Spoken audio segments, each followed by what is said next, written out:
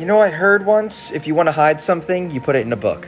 Man, isn't that malicious? Anyways, I want to talk to you today about law. You see, law is an acronym, and it stands for land, air, and water. See, I always do two things whenever I'm researching something. Number one is, where did it come from? And two, why is it that way? You got to question everything, right? So for this in particular, it goes all the way back to the British, and when the English had the largest navy, or one of the largest navies, and they basically ran the sea, right? So what they did is they took the English language, or the language of the sea, and they brought it back into commerce. And then they manipulated the courts and the banking's language into what we call Admiralty Maritime Law, or the law of the water, okay? So let's talk through some of the etymology and the why things are that way.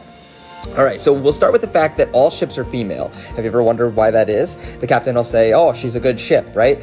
Well, now, stick with me here because this is absolutely freaking wild.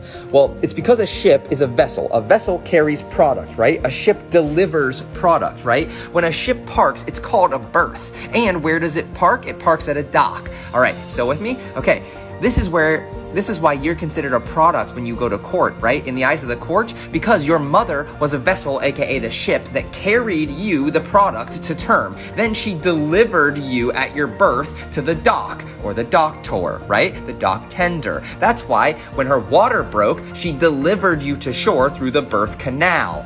Whoa, okay. This is why when courts refer to you as a person, okay, this is why they group together person, place, and thing, because person is a noun, all right? But you are not a thing. You are a living, breathing soul. You are a verb. You are always breathing and growing and evolving, right? Notice the ing. You're living. You're a being. Okay, this is why when you are registered at birth, okay? Because you're given a birth certificate because a ship has to register its product upon delivery to the dock through a manifest. Okay, so let's look at the money side of things. All right, and why money is water, right? What sits on either side of a river that directs the flow of the water? That's right, a river bank. Well, just like how banks direct the cash flow, right? Or the currency. This is why we talk about having liquidations or liquid assets, right? Money is water. That's why all commerce is handled using maritime admiralty law, the law of the water, okay? But you got to realize that there is a different kind of laws. There's the law of the land and there's the law of the water, all right? So I can go